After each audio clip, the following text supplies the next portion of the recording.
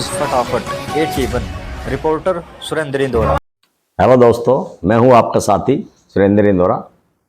आज हम बात करते हैं गत दिवस जो भारतीय जनता पार्टी ने 67 उम्मीदवारों की घोषणा की है, उसमें रेवाड़ी जिले की 2 विधानसभा सीटों रेवाड़ी और कौसली से भी घोषणा की है। रेवाड़ी से लक्ष्मण सिंह यादव को, जो कौसली के सिटिंग एमएलए हैं, उनको टिकट दी है, जबकि कौसली से अनिल डहीना को टिकट मिला है। अब जैसे ही घोषणा हुई है तो पार्टी के जो नेताओं में जो गुस्सा फूटने लगा है, उनमें बगावत के सुर फूटने लगे हैं। टिकट मिलने के साथ ही नेताओं ने आज के लिए घोषणा कर दी कि वो पत्रकार वार्ता करेंगे और अपना कुछ ऐलान करेंगे। उसी दिशा में आज टिकट की दौड़ में शामिल और अपने आप को नंबर 1 पे बताने वाले PPP यानी परिवार पहचान पत्र के स्टेट कोऑर्डिनेटर सतीश खोला ने कॉन्फ्रेंस की अपने कार्यालय में और भारतीय जनता पार्टी के शीर्ष नेताओं को जमकर कोसा। उन्होंने कहा कि भारतीय जनता पार्टी के शीर्ष नेताओं ने उनके साथ अन्याय की है। उन्होंने भारतीय जनता पार्टी को उस समय संभाला था जब इस पार्टी में कोई आने को तैयार नहीं था। काफी मेहनत से उन्होंने पार्टी को सींचा, विश्वास भी दिलाया था कि टिकट उन्हें दी जाएगी, लेकिन एन वक्त पर हेलीकॉप्टर से नेता उतार दिया। इसको उन्होंने लक्ष्मण सिंह यादव के लिए, जो रेवाड़ी से जो जिनको टिकट दी गई है, हेलीकॉप्टर नेता, इसलिए कहा है कि वो कौसली के एमएलए थे, कौसली में सिटिंग एमएलए है, तो उनको वहीं से उतारना चाहिए था। रेवाड़ी में उनको लाने का कोई तुक नहीं बनता। उन्होंने कहा कि ये जो पार्टी ने मेरे साथ किया है, मैं इसे कभी सहन नहीं कर सकता। ऐसे संगठन में रहने का कोई फायदा नहीं है जहां कार्यकर्ताओं की, अपने वर्कर की कोई पहचान ना हो, उसके साथ में न्याय ना हो सके। इसलिए मैं पार्टी को आज ही अलविदा कहता हूं और घोषणा करता हूं कि निर्दलीय चुनाव में रेवाड़ी से विधानसभा क्षेत्र से लड़ूंगा।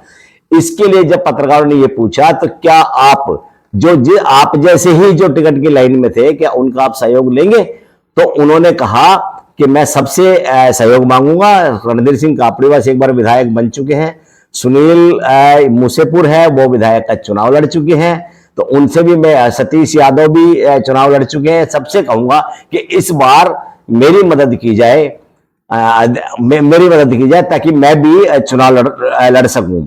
तो उन्होंने ये भी कहा है कि मेरा जो अपना व्यक्तिगत वो है, ये है कि पार्टी ने इस तरह से जो मेरे साथ किया वो किसी के साथ भी ना करे, किसी के साथ उनको करना भी नहीं चाहिए। आइए देखते हैं सतीश खोला जी ने क्या कहा, उन्हीं की जबानी सुनते हैं।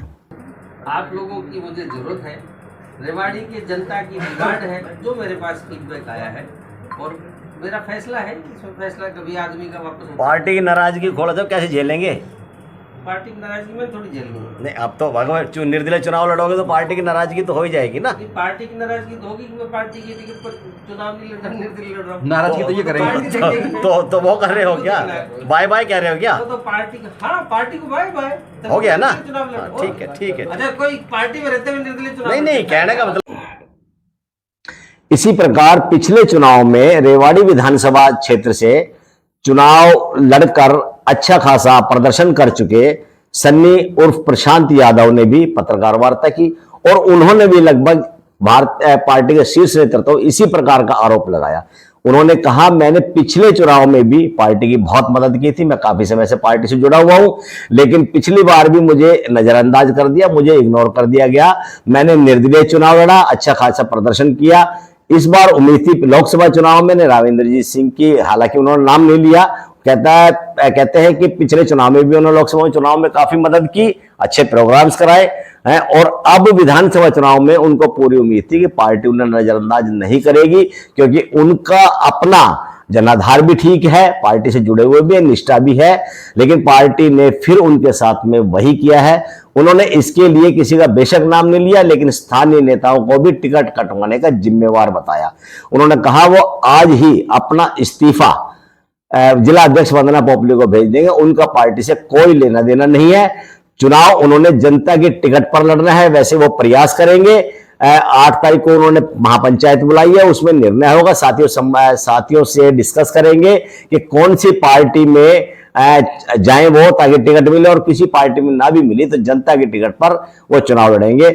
आइए देखते हैं सन्नी खुद स्वयं क्या कह रहे हैं। जन्मे साधारण परिवार में जो जन्मा बच्चा है उसकी टिकट काट दी गई है।